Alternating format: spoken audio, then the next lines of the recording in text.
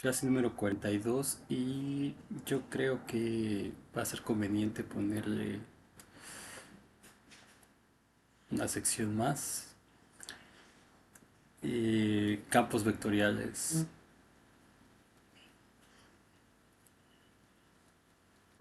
sobre curvas. Sobre curvas. Vamos a llamarle así a esta sección.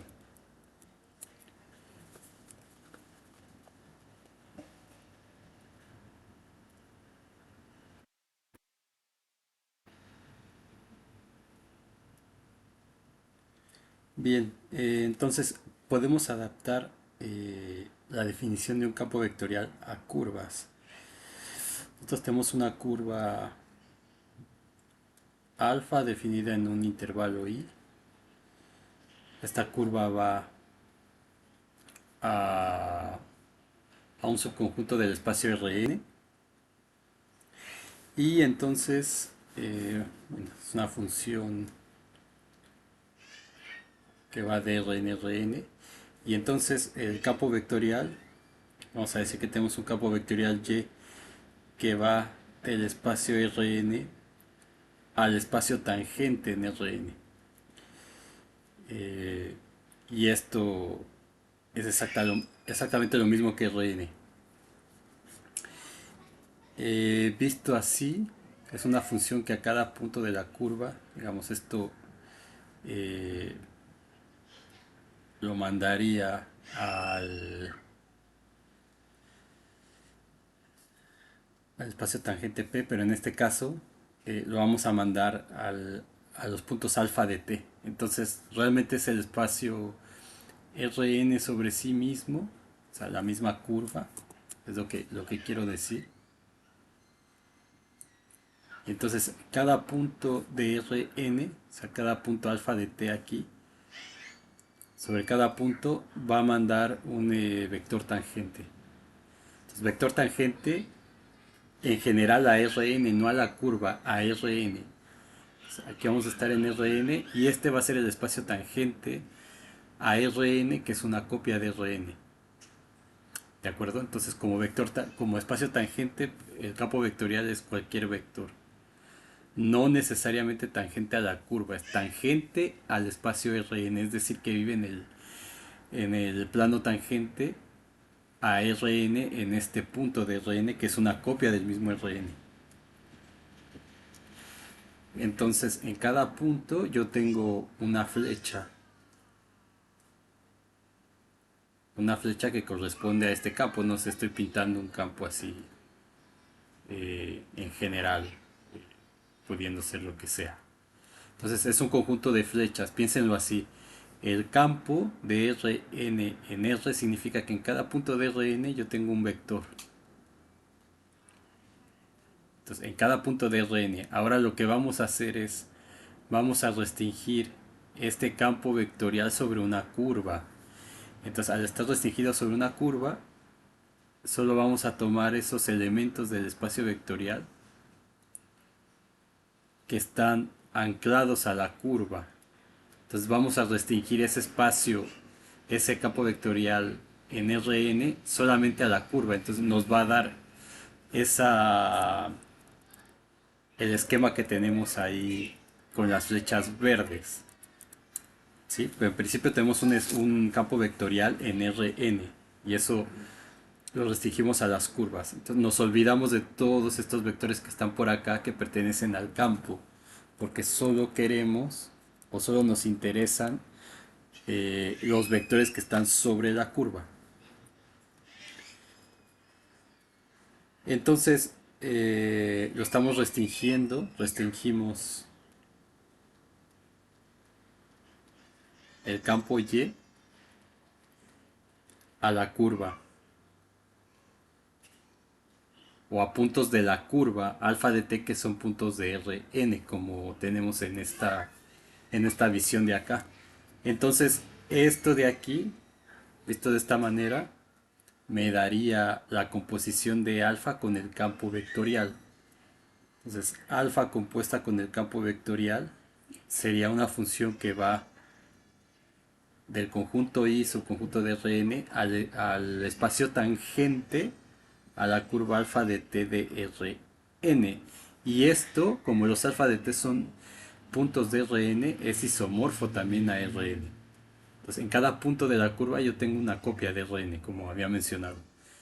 A cada punto, a cada elemento t, esto me lo manda a y compuesta con alfa de t, que es lo mismo que y de alfa de t. Y abusando de la notación, esto se escribe simplemente como la función y de t. Porque los campos vectoriales, como aprendimos, son funciones también. Entonces, por lo tanto, un campo vectorial sobre alfa, entonces un campo vectorial sobre la curva alfa es una aplicación o es una función y que a cada punto de i contenido en R lo manda al espacio tangente a Rn. Es decir, que este vector t lo manda a y de t y este y de t pertenece al espacio tangente alfa de t de Rn. Entonces en cada punto de la curva alfa se le asigna un vector como vemos aquí. Entonces, a cada punto de la curva tiene asignado un vector tangente al espacio Rn, no a la curva. Si tengo, por ejemplo, bueno, eso voy a mencionarlo después. Entonces, en cada punto de la curva tengo un vector tangente a Rn, no a la curva. Entonces, ahora hay otra cuestión también, porque como cada vector tangente, cada vector de estos y de t está en el espacio tangente alfa de t de Rn, pero este espacio tangente es isomorfo a Rn, entonces en realidad estos y de t son puntos en Rn. Entonces esta función que viene a ser una función que va de R a este espacio que es isomorfo a Rn, me da otra curva. Es otra curva. Entonces ese campo se puede ver como una función de R en Rn o como una curva también. Y esas implicaciones son las que vamos a ir viendo ahora a continuación. Entonces vamos a definir esto. O sea, definición 5. ¿Qué número le puse a esto? 5.6, sí. Definición 5.6.1. Un campo vectorial. Un campo vectorial Y sobre una curva alfa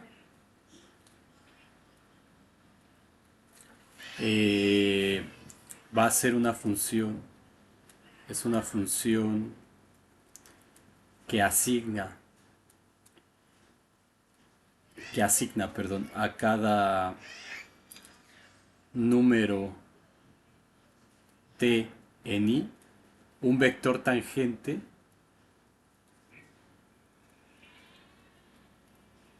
y de t a Rn en el punto alfa de t. Entonces, esta descripción, digamos, esta definición es todo lo que hemos descrito aquí,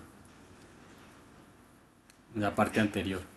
Entonces, ya demostramos, nosotros también, por otro lado, vamos a tener un campo especial. Nosotros ya demostramos que el vector velocidad es un elemento del espacio tangente a Rn y también es un elemento que es tangente a la curva.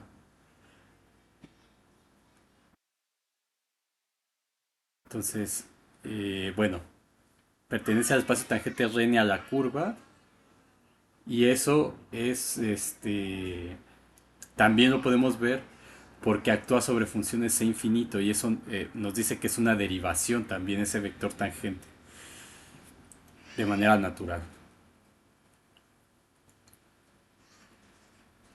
Y también es un vector tangente a la curva. Tangente en el sentido habitual a la curva alfa. Entonces, este vector, alfa prima, es un elemento del espacio tangente, que si de hecho yo tengo la curva, entonces en cada punto de la curva alfa de t, yo tengo un espacio tangente, digamos, supongamos que estamos en el revés.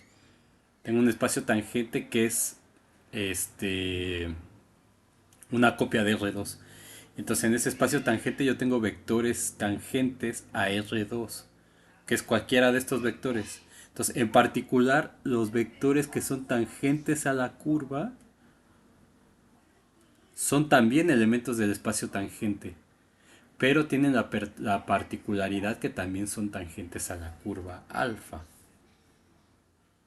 ¿De acuerdo? Entonces estos alfa prima de t son esos elementos especiales del espacio tangente a Rn en la curva que son, perdón, del espacio tangente a Rn sobre la curva, claro, que son también tangentes a la curva. Entonces podemos ver que alfa prima de t es un campo vectorial también. Es un campo vectorial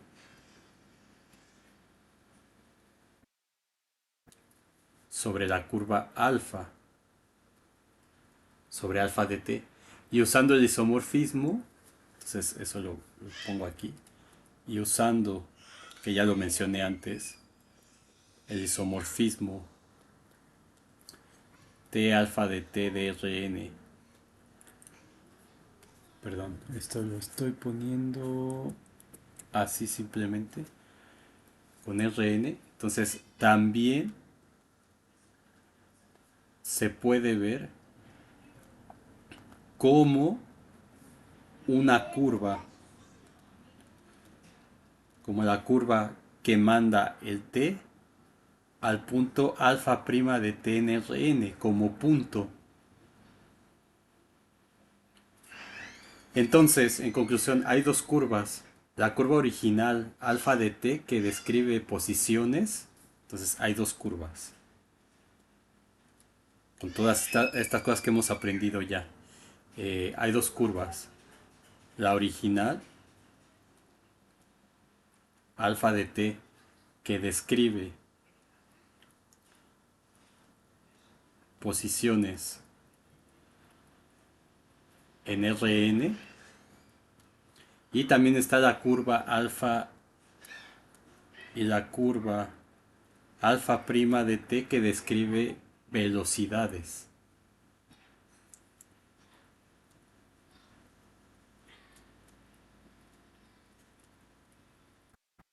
Describe velocidades. Entonces, la curva alfa, en otras palabras,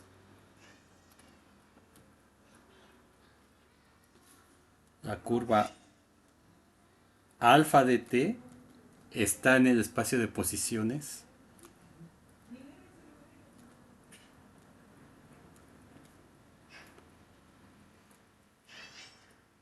Y la curva alfa prima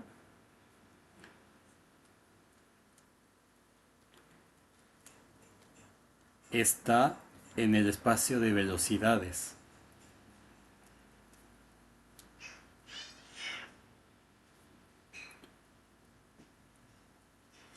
El espacio de velocidades. Entonces, en Rn ambos espacios se identifican, están mezclados. Entonces, en Rn tanto el espacio de posiciones como el de velocidades son como el mismo espacio. Eh, y entonces esto que está aquí va a aparecer otra curva en Rn, pero en general no. Cuando vean espacios más generales, van a ver que eso no representa lo mismo. Eh, ¿Qué más? Entonces, en este caso, digamos, tendríamos el campo vectorial y de t, o y de alfa de t, como le quieran poner, o y de alfa de t, con la anotación. Voy a dejarlo así como y de t. No, con el alfa de t vamos a ponerlo. Pero da igual. O sea, yo solamente es para que vean. Esto va a ser el campo vectorial alfa prima de t y aquí tengo que poner el punto de aplicación alfa de t. Entonces es el campo vectorial que es tangente tanto a la curva como y obviamente a Rn. Entonces a esto, a esta alfa, digamos, si yo tengo, si yo conozco alfa prima, entonces si yo conozco alfa prima, yo tengo todos los elementos del campo. Entonces, por ejemplo, así. Ah, bueno, alfa prima, claro. Esas son tangentes a la curva. Entonces voy a pintarlo así. Para que se entienda lo que quiero decir.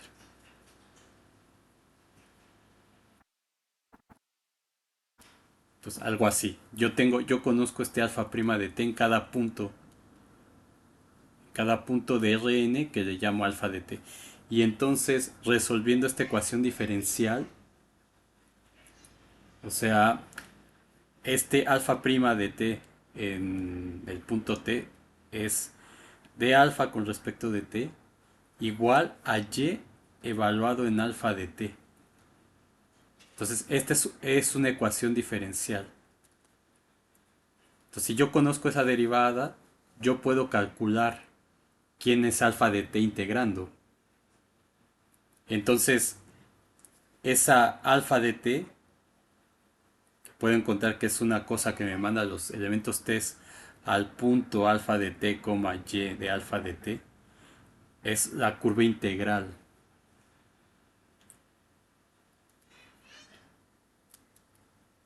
Integral, en este caso, del campo y. Y esto, y está en el espacio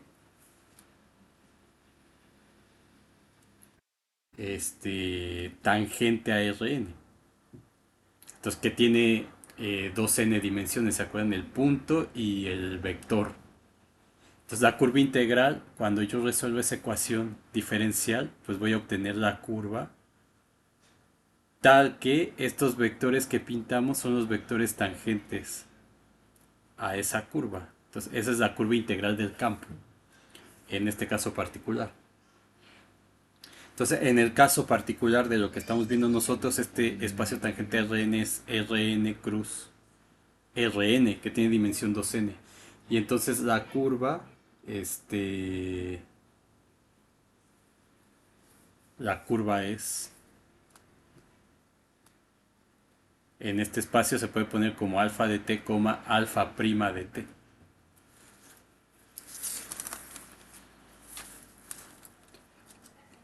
Que viven en un espacio, en el mismo espacio Rn que está mezclado, pero recuerden que en general ese espacio tangente, este espacio tangente a Rn no es isomorfo a Rn cruz Rn en general. Eso pasa solamente en el espacio Rn.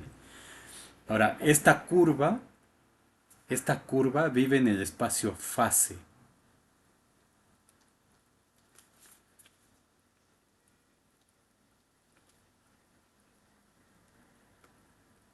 Entonces, el espacio fase es el espacio de posición velocidad o de posición momento.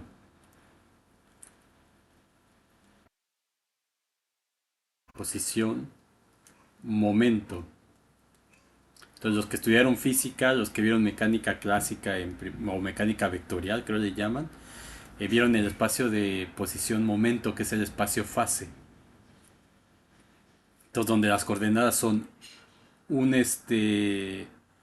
una posición, digamos, si lo pongo en términos de física, es una posición, digamos, x y el momento asociado, m por x', o lo que es lo mismo x por mv, donde sabes la velocidad. Entonces, exactamente aquí igual, solamente que estamos tomando la masa igual a 1, digamos. La masa igual a 1. Entonces, es el espacio de fases o el espacio de posición momento. Entonces, en mecánica clásica, este, se escribe así.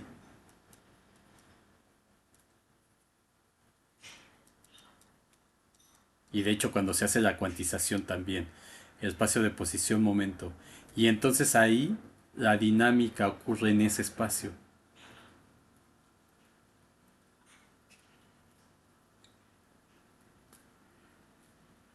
En el espacio dual a una variedad m en general.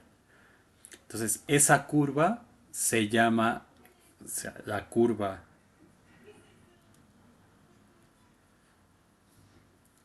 vamos a llamarle alfa sigma, que ya habíamos visto antes. La curva alfa sigma es se llama, o sea, recuerden que esta curva está, pintarlo ahí, la curva alfa sigma, eh, no, voy a dejarlo así. Pero ya vimos, ¿no? Que el alfa prima está en el espacio tangente. Es la, se le llama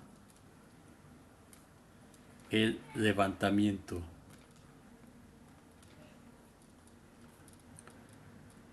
tangente o el lifting. Así lo van a encontrar en la bibliografía de geometría diferencial. Entonces, la dinámica, interpretando esto con las partículas de movimiento sobre una curva, lo que nos dice es que la dinámica, que es lo que nos da en el espacio de momentos, vive en el espacio tangente o en el espacio dual, pero no vive en el espacio M de configuración. Entonces, en general, esto ni se los voy a preguntar en el examen ni nada, solamente es como para que vayan viendo que de aquí pueden encontrar cosas diferentes. Pueden estudiar cosas más generales, perdón.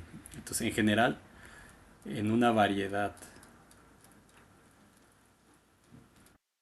M, entendida como lo que explicamos en las clases anteriores, la dinámica vive en el espacio tangente o en el espacio dual de ese espacio tangente, no en el espacio M, que es como uno piensa cuando está estudiando estas cosas en RN, porque en RN todo está mezclado, como ya hemos visto. Entonces, los puntos de M se corresponden, son el espacio de configuración.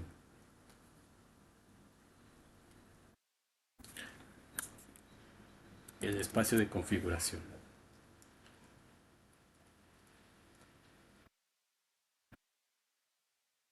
Y bueno, acá sería RN. Los puntos del espacio tangente son los estados cinemáticos.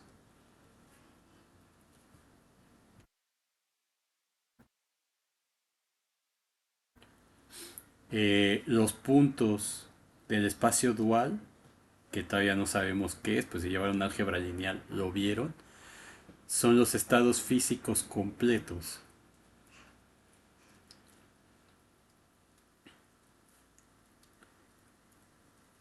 del sistema. Y eso tiene que ver con las geodésicas.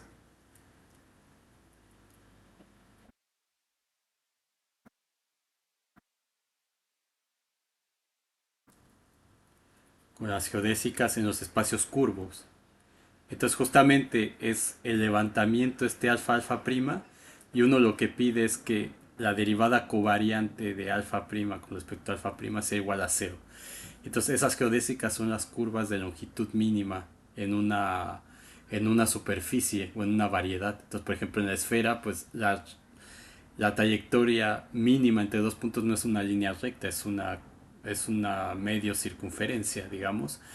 Y esas son las geodésicas, son las trayectorias que minimizan la distancia. Pero bueno, eso ya es, digamos, aquí estoy poniendo ese panorama general nada más. Entonces, la geometría dinámica se puede reformular como un flujo en el espacio tangente. Entonces, la dinámica se puede reformular como un flujo en el espacio tangente. Entonces la curva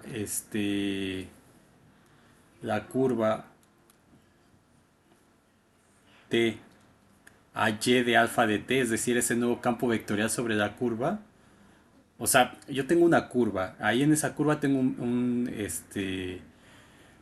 campo vectorial anclado en esa curva, pero como esos vectores son vectores tangentes, y los vectores tangentes, o los campos, más bien, todos estos vectores forman un campo vectorial, y nosotros vimos que los campos vectoriales era isomorfo al espacio de las funciones, C infinito.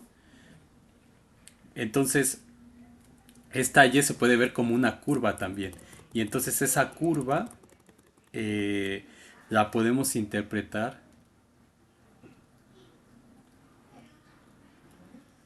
según todo lo que hemos mencionado, como se puede ver como un campo vectorial sobre la curva alfa. Se puede ver como la velocidad de alfa.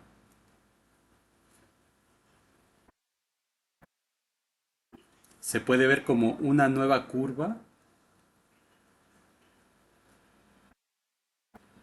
en el espacio tangente, que sería el lifting. Se puede ver como una trayectoria en el espacio fase.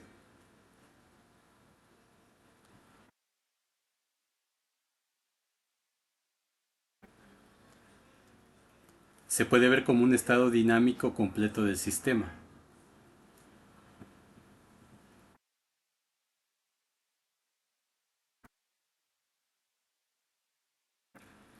Entonces, esto es la puerta de entrada a qué? A la mecánica analítica, a la geometría simpléctica,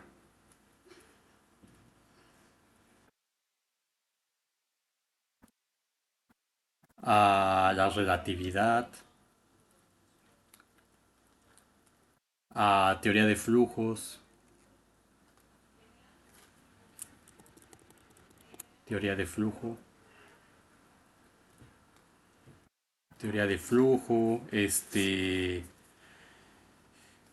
la formulación hamiltoniana y lagrangiana de la mecánica, etcétera. Ahora bien, bueno, entonces todo esto ya lo pueden estudiar o lo podrían entender con lo que hemos revisado acá. Por supuesto, hay que entender que es una variedad diferenciable, hay que ver cómo se definen vectores tangentes en esas variedades, etcétera, etcétera, pero todo va a ser aplicar cálculo, este cálculo que estamos aprendiendo nosotros. Entonces, el campo vectorial y de t lo podemos ver de hecho como un vector con n componentes, componentes y1 de t, yn de t, anclado en el punto alfa de t. Y esto justamente se puede ver como las componentes y de t por el campo natural de sistemas de referencia UI en el punto alfa de t, ¿cierto? Entonces, esto lo que nos está diciendo es que en esta curva, en este punto alfa de t, yo tengo un vector en general, ya no el vector tangente, un vector este, y de t. Entonces, en este espacio, tengo que es una copia de Rn, aquí lo estoy pintando en R2, yo tengo los vectores unitarios U1 en alfa de t en este punto y tengo el vector U2, de hecho los campos más bien, en este punto en particular. Entonces tengo el campo vectorial y lo evalúo en este punto para tener estos vectores aquí, y este elemento del campo vectorial lo puedo descomponer en sus componentes U1 y U2, en general U1 hasta UN como está escrito aquí. Entonces estas y chiquitas, aquí le puse las y's grandes, déjenme ponerlo así como estas y's son funciones que van de R en R. Entonces estas son las funciones euclidianas o las funciones coordenadas euclidianas del campo Y, que estamos suponiendo que son diferenciables. Mientras que la función t a ui de alfa de t, este es un campo vectorial en alfa.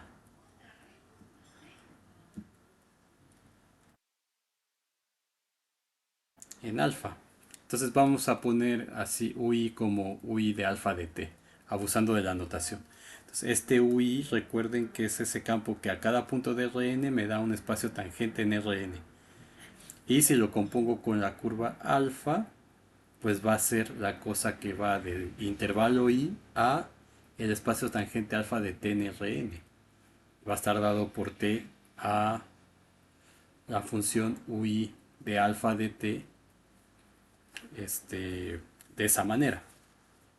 Entonces, ¿qué significa que ese campo vectorial? O sea, si yo tengo la curva, entonces yo tengo el campo vectorial U1, por ejemplo. Entonces, el U1 siempre es el vector unitario, este,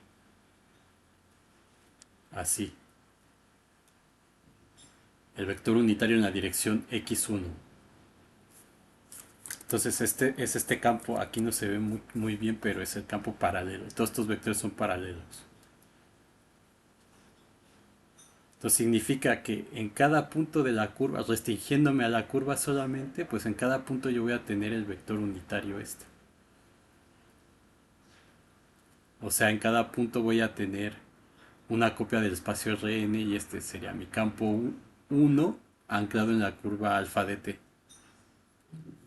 Y lo mismo va a pasar con el U2, que son estos que están así. Entonces en cada punto yo tengo esto. Entonces aquí pues está así. Digo aquí lo estoy pintando medio no muy bien. Todos son paralelos. Entonces tengo este, en cada punto tengo esto. Entonces cuando me restrinjo en cada punto de Rn tengo este U2. Entonces, restringiéndome a la curva voy a tener U2 de alfa de t. Y lo mismo con el U3. En cada punto pues tengo esto. Así. Entonces, me restringo a la curva. Entonces ahí voy a tener el U3 de alfa de t, etcétera. Y lo mismo pasa en Rn. Entonces en cada punto hay un Rn espacio vectorial. Entonces como el espacio vectorial es un espacio, o sea, como Rn es un espacio, o sea, en cada punto yo tengo un espacio tangente que es isomorfo a Rn. Y como nosotros vimos que Rn es un espacio pre-Hilbert, un espacio con producto interno, entonces en cada punto esas operaciones de suma, multiplicación por escalar, producto punto, el producto cruz, etcétera, de campos vectoriales en la curva, van a ser análogas a cuando no estoy en la curva porque como vimos en la clase anterior en cada punto de Rn yo tengo un espacio tangente que es isomorfo a Rn y entonces en cada uno de ellos es un espacio vectorial y el producto interno va a ser el mismo que como si estuviera en el origen. Entonces en cuestiones operativas si yo tengo el campo y de t por ejemplo anclado en una curva alfa de t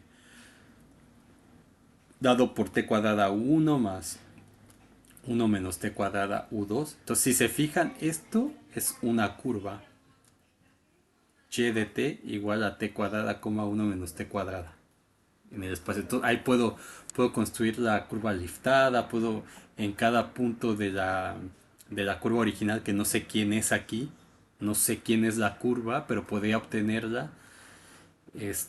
Pero eso no es parte del curso, entonces no lo vamos a hacer. Ahí tendría un vector tangente a Rn en cada punto de la curva esta. Pero bueno, vamos a pensarlo como un campo vectorial que depende de P simplemente, de T, para ver lo que acabo de decir con lo que pasa en cada punto. Y un campo Z de T que sea 1 menos T cuadrada U2 más T por U3. Y vamos a dar una función f de T igual a T más 1 sobre T. Entonces, si yo quiero sumar dos campos vectoriales, pues lo que yo tendría que hacer es evaluarlos en un punto y entonces sumar en cada punto, pero eso ya lo puedo hacer de manera general, de la siguiente manera. Entonces solamente pongo el t cuadrada u1 más 1 menos t cuadrada u2 más z de t, que es 1 menos t cuadrada u2 más t por u3. Entonces Estos que tienen U2 los puedo sumar, el U1 lo dejo, queda t cuadrada U1. Este, este, no, a ver, voy a cambiarle para que sea más. Vamos a ponerle U3. Entonces acá, este es U3. Entonces voy a tener t cuadrada U1 más 1 menos t cuadrada U2. Y este U3 se va a cancelar con este y me va a quedar más U3.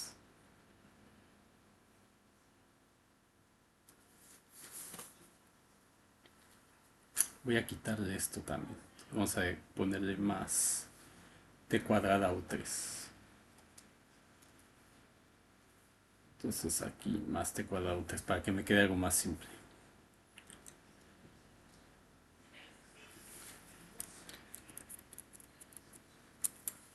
T cuadrada U3. Entonces se cancela este con este. Eh, Menos voy a poner. Menos. Entonces esto puede ser como estaba, solamente es para no escribir tanto. Entonces así sumo los campos vectoriales aquí de manera simple. Si quiero hacer el producto cartesiano, el producto cruz de estos dos, digamos, voy a estar sobre una curva, no sé cuál es, y en este punto tengo un vector que corresponde al campo Y y tengo otro vector que corresponde al Z. Entonces Y cruz Z, por ejemplo, pues me va a dar un vector así. Entonces, ¿cómo lo obtengo? Pues haciendo lo mismo. Este Y cruz Z de T, pues va a ser por definición el U1 en T, U2 en T, bueno, en alfa de T de hecho, U3 de T, y Y pues va a ser T cuadrada 0 menos T cuadrada y Z 0, 1 menos T cuadrada, coma T. Aquí le puse T. Voy a quitar el cuadrado aquí.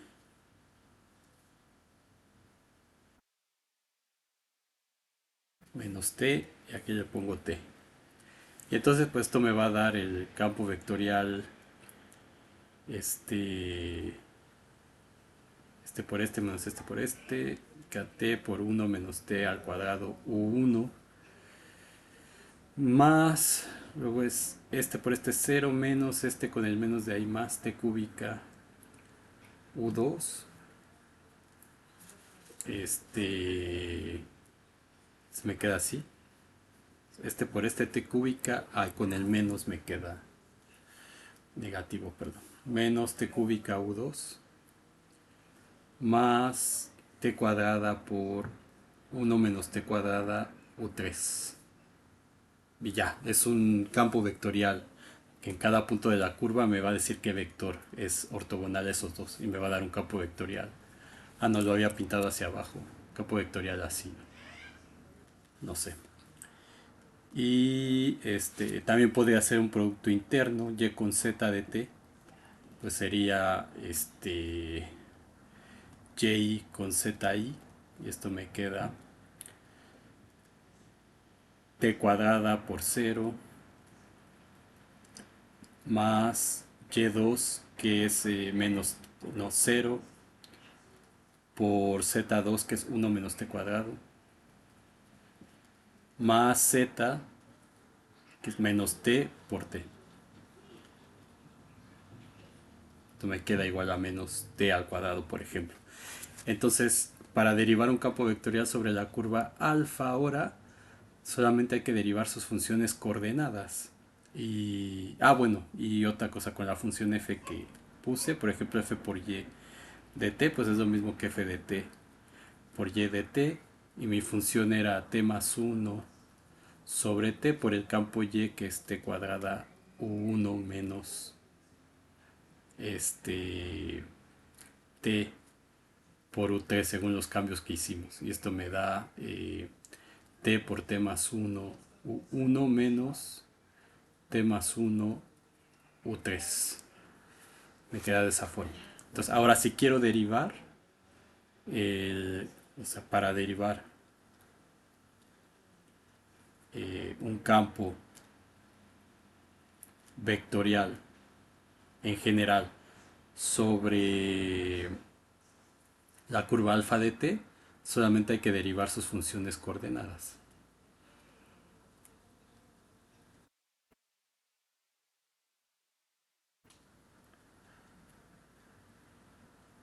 Derivamos sus funciones coordenadas. Entonces, si yo tengo el campo y igual a y por ui, entonces la derivada y' o de y en dt va a ser, que acuérdense que este y es una curva que va de r en rn, entonces la derivada es con respecto del parámetro t, de y en dt, pues va a ser derivar esto con respecto a al parámetro t, pero estos vectores son constantes, entonces me va a quedar dy con respecto de t por ui, que depende de t. Entonces en el caso particular de lo que tenemos, pues si yo saco y' de t, es derivar esto con respecto de t, me queda 2t menos u3. 2t u1 menos u3. Luego y' sería derivar las funciones coordenadas, me queda 2 por u1 por la derivada de menos 1 que es 0. Y y3' es la derivada de 2 que es 0. Entonces así nos queda esta cuestión. Ahora vamos a ver un ejemplo. Un ejemplo.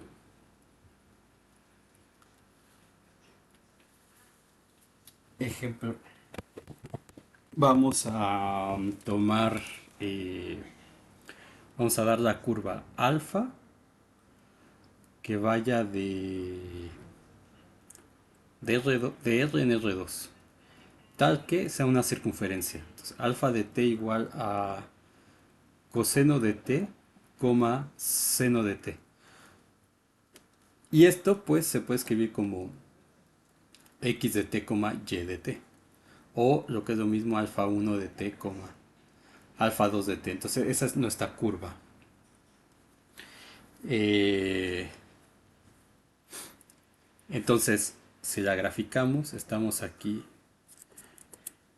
digamos, en R. Este R lo mandamos. Si quieren podemos ponerle, aunque eso es irrelevante, alfa que vaya del intervalo 0,2 pi contenido en R a R2. Entonces estamos aquí 0,2 pi.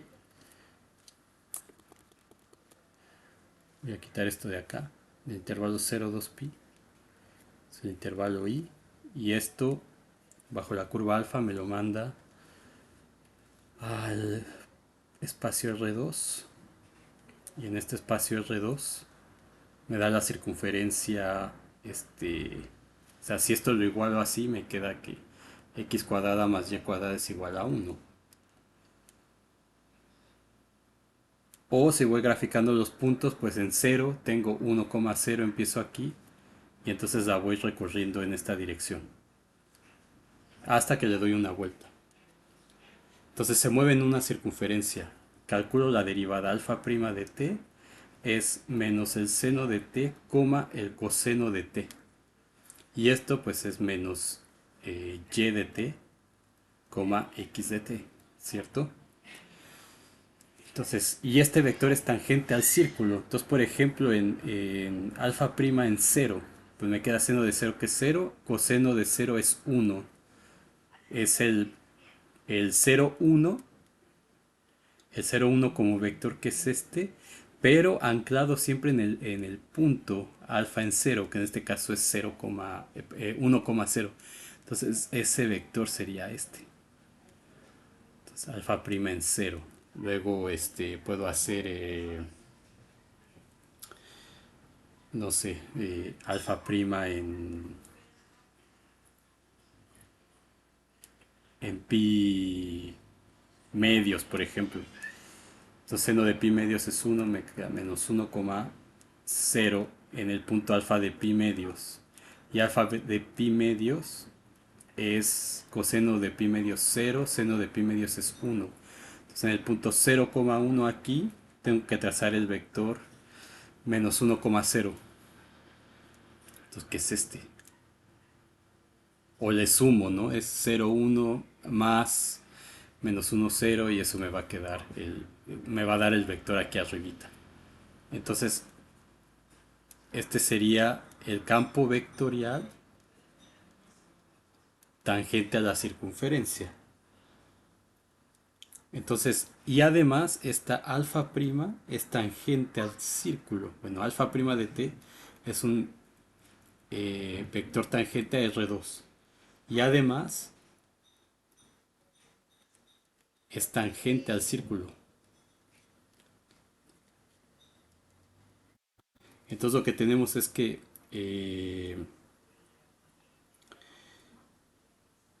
o sea, queremos un campo vectorial Y que vaya de R2 al espacio tangente de R2, tal que Y de alfa de t es igual a alfa prima de t, que ese es el campo vectorial que tenemos nosotros aquí. Entonces, como TP de R2 es isomorfo a R2, entonces esto se puede escribir como Y de X de t, Y de t, o Y de alfa de t, igual a menos Y de t, X de t, que es la alfa prima que encontramos nosotros. Entonces, ¿qué es lo que tenemos? Que Y de coseno de t, seno de t, es igual a menos el seno de t, coseno de t, que es justamente el alfa prima de t. Entonces, este campo vectorial eh, apunta en la dirección del movimiento. Nosotros nos estamos moviendo en esta dirección y el campo vectorial va apuntando justamente en la dirección de movimiento. En cada punto del plano, en cada punto en el plano, el x, y lo rota a un menos y, x. Entonces rota el vector posición 90 grados. Lo está rotando. Entonces el vectorcito que está aquí en la posición x, y, digamos lo rota. Bueno, en general voy a ponerlo este un vectorcito x, y, lo rota 90 grados en dirección de las manecillas del reloj al vector menos y, x.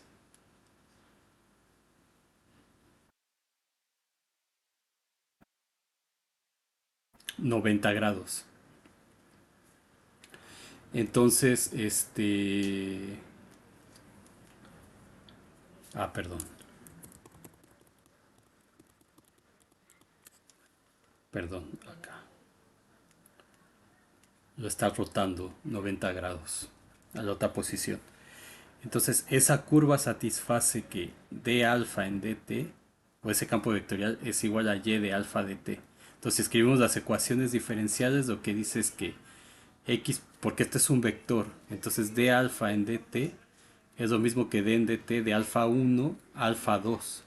Entonces lo que tengo es d alfa 1 con respecto de t, d alfa 2 con respecto de t, igual al campo vectorial aplicado aquí, que me daría y1 de t, y2 de t. Y entonces las ecuaciones que me quedan, entonces como alfa 1 es x de t, o sea, alfa 1 es x de t, entonces d alfa 1 con respecto de t es como x' de t. Y le suelen poner con el puntito arriba también en otra notación. O x punto de t. Y lo mismo con la y.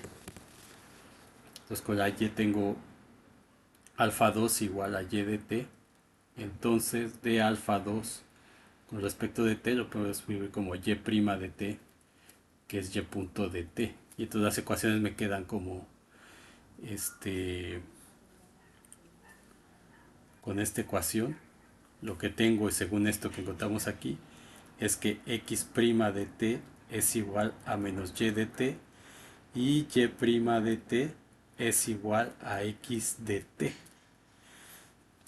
Entonces estas son las ecuaciones que habría que resolver para encontrar la curva, que de hecho es la que ya la tenemos, digamos. Entonces esa curva satisface Entonces la ecuación que satisface alfa de t. Entonces la curva original,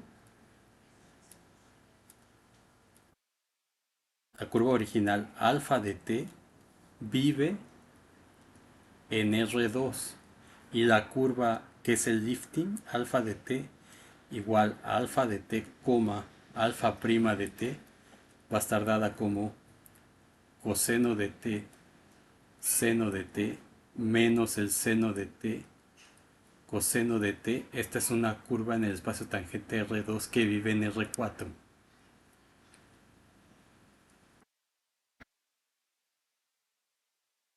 Entonces ese lifting vive en R4. Entonces cada punto tiene posición y velocidad. Es decir, tiene el estado cinemático completo de la partícula. Entonces esto es posición y momento o velocidad. Entonces alfa de t, alfa contiene el estado cinemático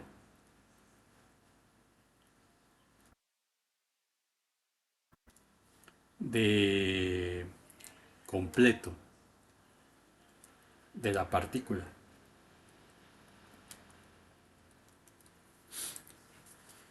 Muy bien, entonces repito, en mecánica el momento es P igual a M por B. Si la masa es igual a 1, entonces el momento coincide con la velocidad. Entonces la curva de fase es esa. Entonces alfa de t es la curva de fase, que también se le llama la odógrafa es la otra. Es la curva de fase. Y la dinámica vive en ese espacio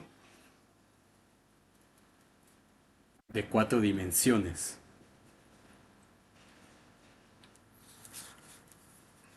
Entonces esa curva, esta y de t, que es la alfa prima de t, es otra curva también aparte, que es menos seno de t, coseno de t. Esta es otra curva que es la trayectoria de las velocidades.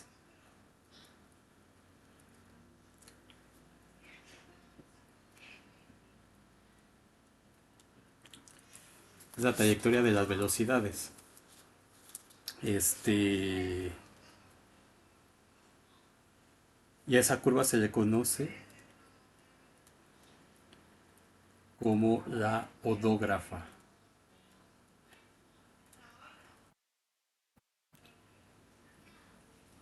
Entonces eso muestra que esto de aquí nos dice que la geometría del movimiento está codificada completamente en esa curva de velocidades que si la pintamos de nueva cuenta nos va a dar una circunferencia, pero va a empezar en otro punto.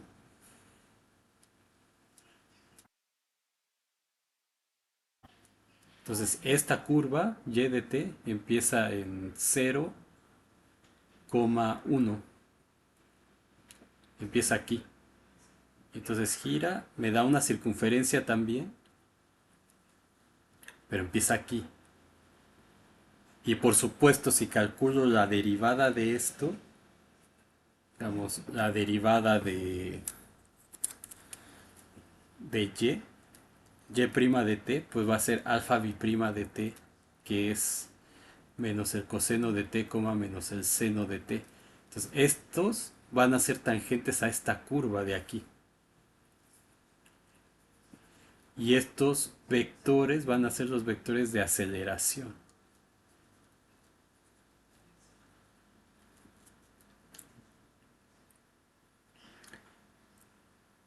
Ahora, la velocidad es unitaria en este caso. Hay que darnos cuenta que la norma de alfa de t es la raíz cuadrada del seno cuadrado de t, o sea, sacar esto, más el coseno cuadrado de t, y eso es igual a 1. Entonces es una curva con velocidad unitaria, por lo cual el vector velocidad recorre también un círculo unitario.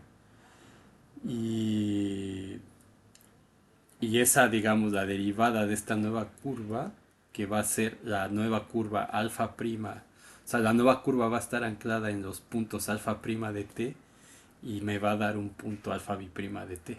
Entonces, esta nueva curva este, va a ser un flujo en el espacio tangente a R2. Entonces es en un plano, en un plano R2 es donde vive la partícula. Y en otro plano R2 separado de ese R2, o sea, es en un R2 distinto, es donde viven las velocidades. Es decir, en el espacio tangente. Entonces aquí, como el alfa de t con alfa prima de t son perpendiculares, es decir, esto es igual al coseno de t, seno de t, producto interno con la derivada que es menos seno de t, coseno de t, esto me da menos seno de t, coseno de t, más seno de t por coseno de t, que es igual a cero. Entonces, esto me dice que la posición es radial y la velocidad es tangencial.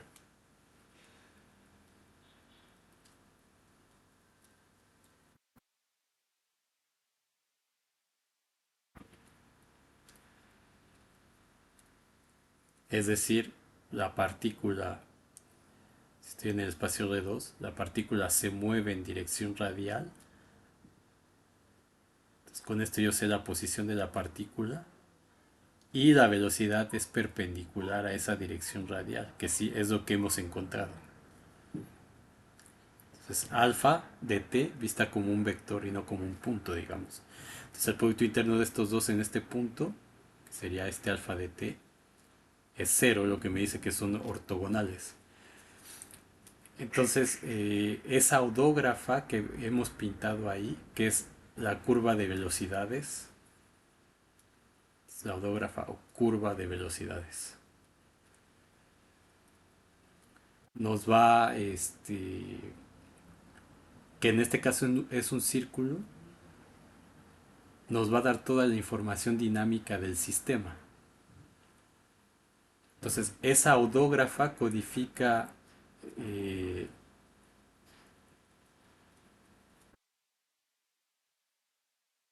codifica la rapidez, la dirección del movimiento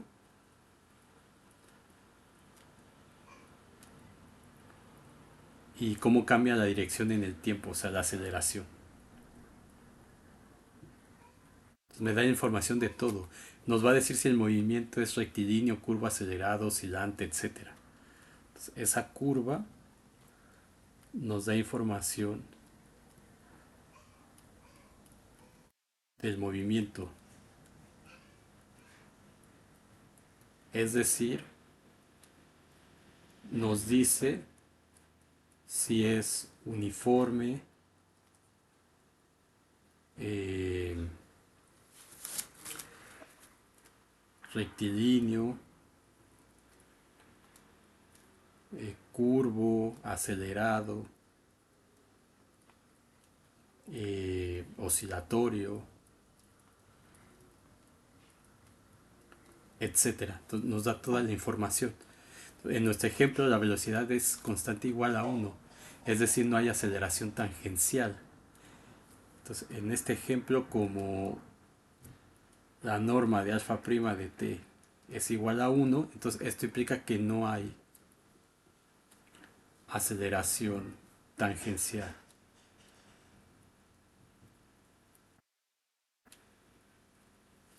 No hay aceleración tangencial y como alfa con alfa prima es igual a 0, entonces esto nos dice que el movimiento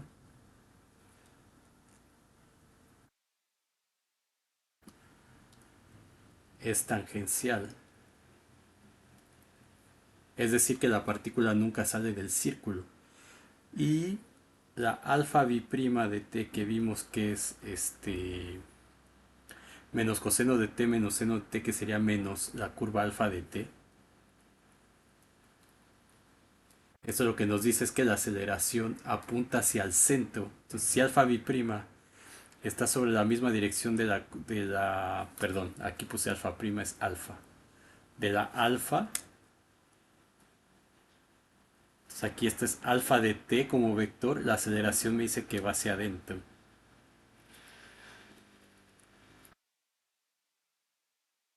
menos alfa de t. Entonces, eso lo que me dice es que este, la aceleración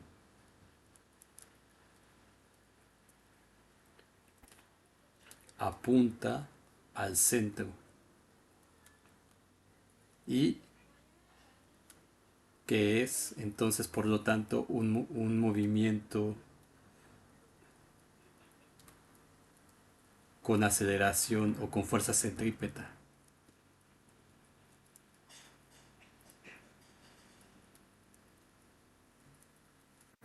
Centrípeta. Entonces, si nosotros conocemos, olvidándonos, si nada más supiéramos,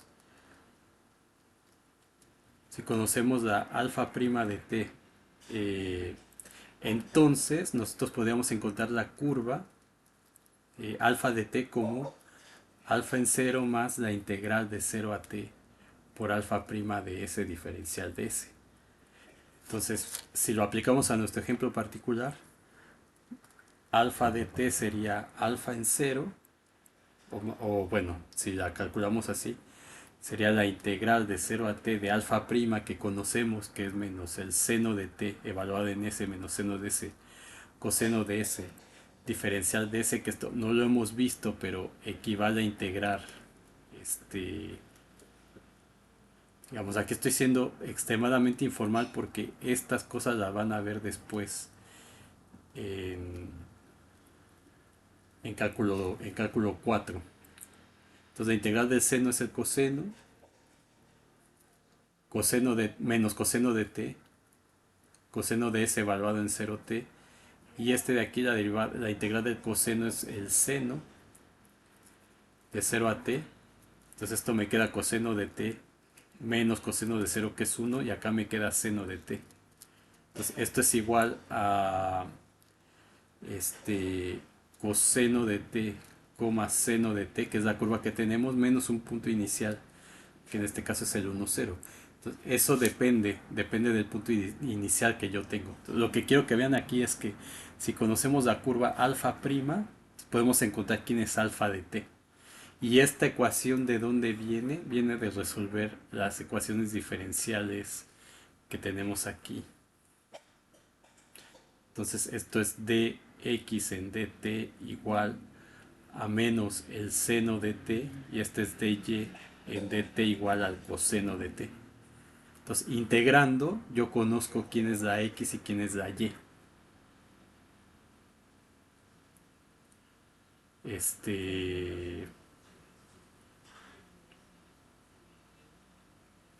bueno, ahí está. Entonces esto muestra la geometría, que la geometría del movimiento está identificado completamente en la odógrafa, en esa curva de velocidades. Entonces, la odógrafa no nos va a decir dónde está la partícula, nos va a decir cómo cambia el estado del sistema en el espacio de estados. Y en este ejemplo particular, el estado gira uniformemente sin deformarse y sin cambiar la energía. Entonces nos dice que el sistema es conservativo, etcétera, etcétera. Entonces, que sería un análisis de física. De hecho, podrían quizá con Jorge o Arturo, no sé, les podía dar ellos un ejemplo, por ejemplo, de cómo obtener el oscilador armónico. Y bueno, la curva que pueden utilizar es una gama de t igual a coseno de t menos seno de t, por ejemplo. Y pueden calcular la odógrafa y pueden ver que la odógrafa les da todo el, el sistema de toda la información del movimiento. Entonces voy a definir justamente todo eso que acabamos de ver en este ejercicio, en este ejemplo, sería la definición número 2. Sí, ¿verdad?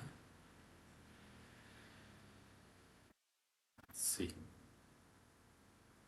Definición 5.6.2. Sea alfa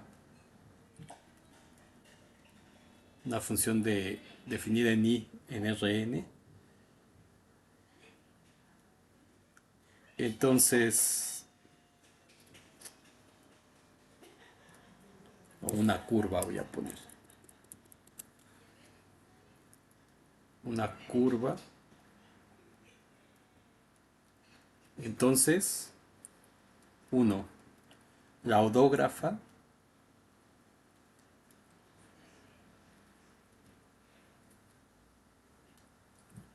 de alfa, esto lo definió Hamilton en su mecánica analítica.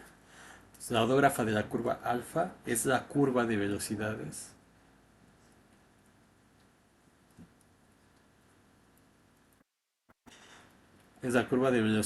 asociada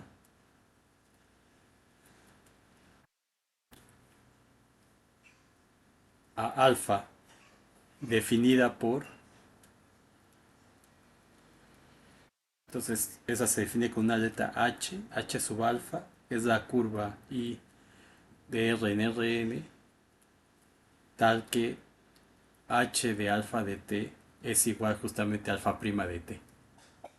Entonces vista como una curva. La odógrafa es la curva de velocidades simplemente. Y número 2, este, el levantamiento tangente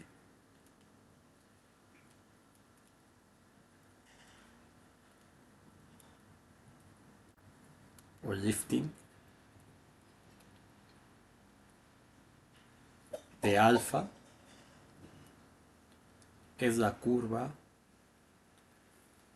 eh, alfa tilde definida de INR al espacio tangente a Rn, que en este caso que estamos viendo es isomorfo a Rn cruz Rn, es decir, a R a la 2n, tal que alfa sigma de t es igual a alfa de t, alfa tilde de t. Entonces, ¿dónde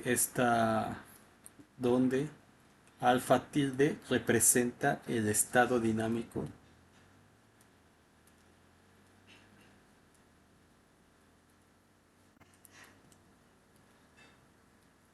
El estado dinámico completo del sistema.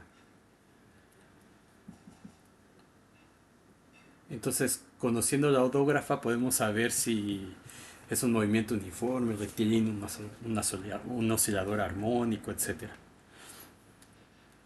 Entonces aquí como una observación, les digo, esto no estoy siendo extremadamente formal porque en RN todo se mezcla, pero al menos con esto conocen este tipo de cuestiones que tienen que ver con física. Entonces, la odógrafa es la proyección del lifting. Entonces, digamos la proyección vista como una función, vamos a llamarle pi, de x, alfa prima, que es alfa prima, entonces del espacio este, tangente a Rn, me lo manda a t de alfa de t en Rn. De esta manera, entonces me da la alfa prima. Y entonces la odógrafa es h alfa de t, está dada por la proyección de el lifting.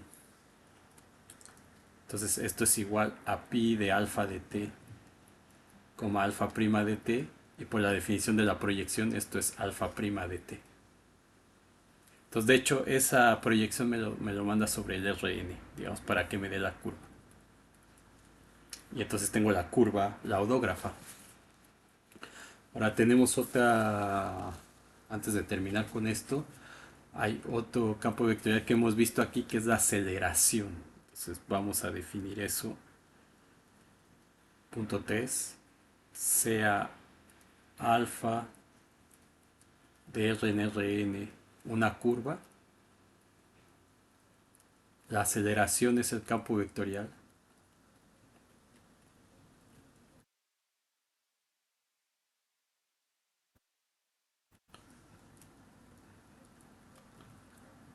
alfa biprima igual a la segunda derivada de alfa 1 con respecto de t, etcétera, la segunda derivada de alfa n con respecto de t en el punto alfa de t. Entonces esto voy a poner una observación aquí. El alfa prima de t es un elemento del espacio tangente alfa en Rn, pero también es tangente y es tangente a la curva alfa de t.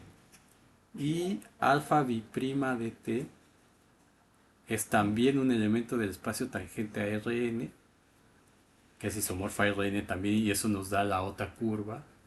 En general no es tangente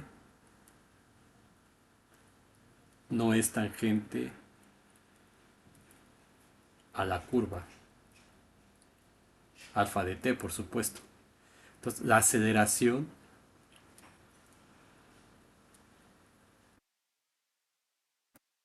que sería la derivada de la odógrafa, que es la segunda derivada de alfa, o la derivada de alfa prima, es la velocidad de la odógrafa.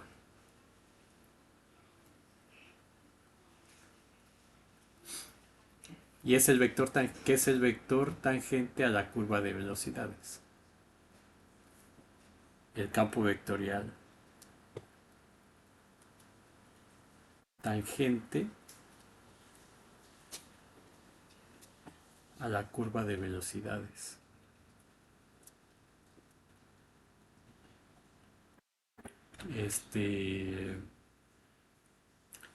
Entonces esta describe la aceleración, describe cómo se deforma la velocidad.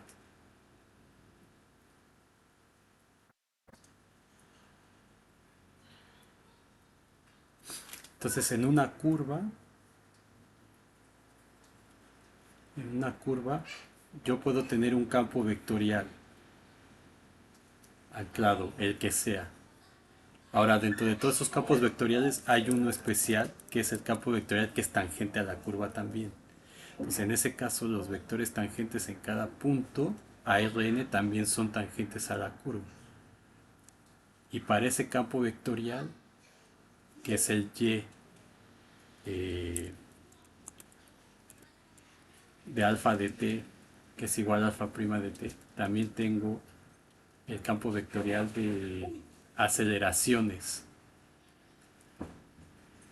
Entonces, cuando yo derivo este campo vectorial, obtengo otro campo vectorial a la curva que no es tangente en general. Entonces, las aceleraciones pueden ser así.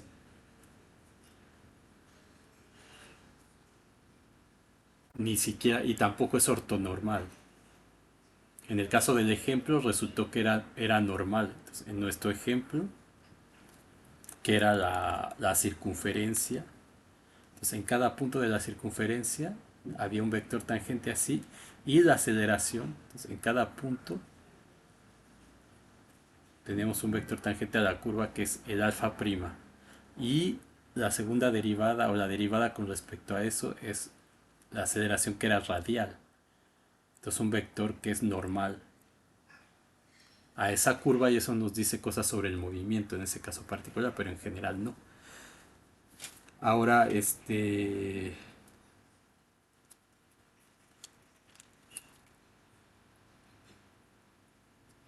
¿qué más?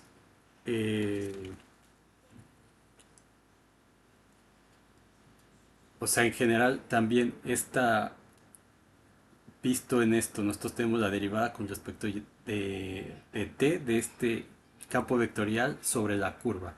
Entonces, esto es realmente este d en dt es un operador. Es un operador que toma campos vectoriales sobre una curva y me da o sea, en Rn al final de cuentas, y me da un número real. Entonces, dada un campo vectorial sobre una curva, esta derivada me da un número real. Entonces, cuya interpretación ya sabemos quién es. Entonces, si va a tener las mismas propiedades o sea, va a ser una derivación. Si yo tengo el campo y igual como y UI, y tengo un campo Z igual a ZI UI y un alfa en los números reales, es sencillo demostrar, número uno, que AY más Z, no, alfa Y más Z prima va a ser la derivada con respecto de t de alfa Y más Z, que es alfa Y UI más ZI UI. Y esto es lo mismo que alfa por linealidad de esa derivada, la derivada de Y con respecto de t, UI, que es constante, más la derivada de ZI con respecto de t por UI. Y esto justamente es alfa por Y prima más Z prima. Entonces es lineal ahí. Y respecto a una función real, digamos esta derivada es la derivada con respecto de t de f con y, que es la derivada con respecto de t de f con y ui. Entonces esto es f por la derivada de y con respecto de t ui más df en dt por y ui. En otras palabras, esto es f por el campo y' más la derivada de f con respecto de t por el campo y. Y lo mismo con el producto interno también, que es una propiedad que vamos a usar mucho. Y z' va a ser la derivada con respecto del t del producto interno, que es y zi. Y estas, como son funciones en R, ya sería la derivada con respecto de t de y por zi más y por la derivada de zi con respecto de t. Y esto pues es la y' con z más la y con z'. Entonces, por supuesto, si tengo la norma de y igual a y punto y a la 1 medio, y si la norma de y es constante, entonces la derivada de y con respecto, o sea, lo que tengo es que entonces y punto y va a ser igual a una constante c, o sea, la constante al cuadrado, que va a ser una constante. Y entonces si yo derivo esto, voy a tener que la derivada con respecto de t de y punto y es igual a la derivada con respecto de t de c, que es igual a 0. Y punto y, pues es, aplicando la fórmula 3, me va a quedar y' con y más y con y', que es igual a 2 veces y con y'. Y entonces esto lo que me dice es que y y' son 0. Y en otras palabras me dice que el campo vectorial y es perpendicular al campo y'. Entonces si yo tengo esa curva,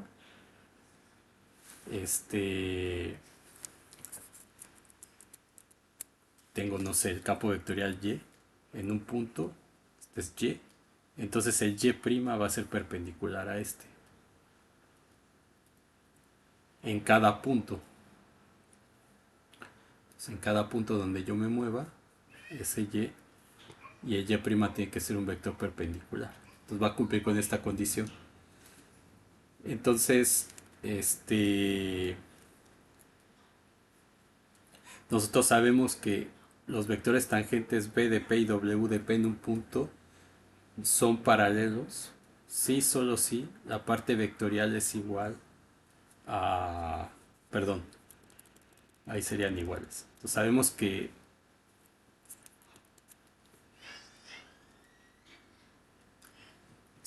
que este b de p es paralelo a w de q si, solo si b es igual a w y p es distinto de q.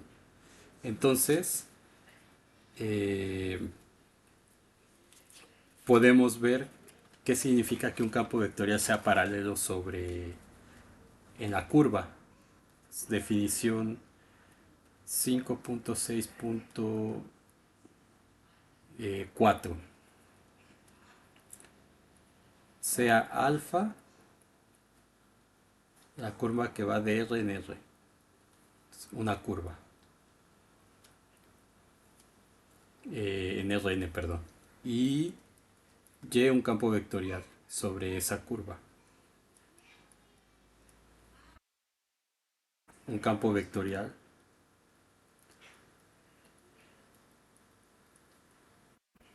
sobre alfa. Entonces, es decir, que y de t pertenece a t de alfa de t en Rn, que es isomorfo a Rn. Entonces decimos que y es paralelo a alfa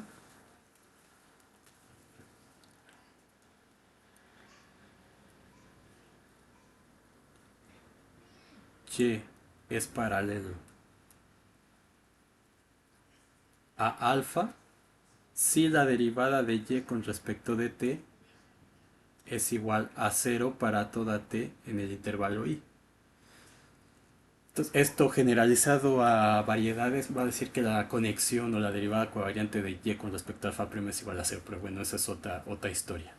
Entonces, esa es la definición de campo constante, que la derivada de y con respecto a t no varíe. Entonces, ¿qué significa eso geométricamente que no varíe? Pues que si yo tengo la curva y yo tengo un campo vectorial sobre la curva, eso va a ser un campo paralelo si no varía. Entonces, por ejemplo, que en este punto el vector sea así. Entonces, eso significa que en cada punto el vector va a ser el mismo. Entonces, en otras palabras, significa que va a significar esto que las que dy en dt sea igual a cero. Eso va a significar que las componentes sean constantes, justamente. Entonces, ese va a ser el último teorema el teorema que vamos a demostrar en esta sección. Y con eso, que es el único, de hecho. Este, y eso ya nos va a dejar todo listo para encontrar las ecuaciones de Frenet. Entonces, teorema 5.6.1, número 1. Vamos a decir que la curva alfa es constante si, solo si, su derivada es igual a cero. Número 2. Alfa es una recta si, solo si, su aceleración es cero, que es el movimiento uniformemente acelerado. El movimiento con aceleración nula, perdón. Y número 3, y es paralelo a alfa si, solo si, la derivada de y es igual a cero. Y la demostración pues es simple de estos hechos. Por ejemplo, es suficiente probar para las funciones coordenadas. Si alfa es constante, vamos a decir alfa igual a alfa 1, alfa n. Entonces, es constante igual a c1, cn. Entonces, es decir que alfa i es igual a ci para toda i desde 1 hasta n. Entonces, ¿qué significa eso? Que la derivada alfa prima de t es igual a cero, que es igual al 0. Y ahora, si alfa prima de t es igual a cero, entonces esto sería la ida, ¿no? La vuelta, si alfa prima de t es igual a cero, esto significa que de alfa i con respecto de t es igual a cero para toda i, desde 1 hasta n. Entonces esto implica que alfa i de t, digamos, estos son funciones de R en R y esto sabemos integrarlos. La derivada, la única función cuya derivada es cero es una constante. Y está demostrado esa primera parte. El número 2, si tenemos alfa igual a alfa 1 hasta alfa n, entonces la segunda derivada va a ser igual a d2 de alfa 1 dt cuadrada, etcétera, hasta d2 alfa n dt cuadrada. Segundas derivadas, esto es igual a 0. Entonces, esto es igual a 0 sí, solo si d cuadrada de alfa i con respecto de t es igual a 0 para toda i desde 1 hasta n. Y entonces esto implica que la derivada con respecto de t de alfa i es igual a una constante, vamos a decir ci. Y entonces la alfa i de t va a ser igual a ci por t, resolviendo esta ecuación diferencial que es integrando, ¿no? O sea, alfa i es igual a ci por la integral con respecto de t. de 0 a t o de a a t. Entonces va a ser ci por t más una constante. Entonces aquí estamos aplicando cálculo uno más una constante ri para toda i desde uno hasta n. Y entonces justamente este le llamamos PIQ. Entonces alfa i de t es igual a pi, no, sí, a pi más qi por t. Es decir, la curva alfa es igual a p más q por t. Para q distinto de 0 en este caso. Y número 3, dy en dt es igual a 0. Esto sí, solo si las componentes del campo son igual a 0. Y esto solo sucede si las y's son constantes para toda i desde 1 hasta n.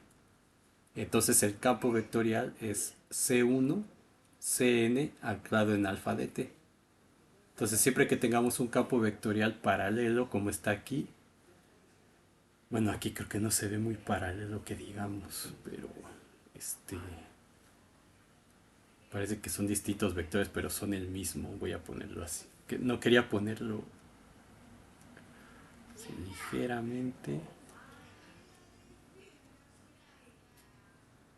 ligeramente. Entonces eso significa que las componentes de este campo son constantes en alfa dt. Entonces, en la segunda parte, porque falta media hora para terminar esta clase, vamos a empezar con las ecuaciones de Frenet.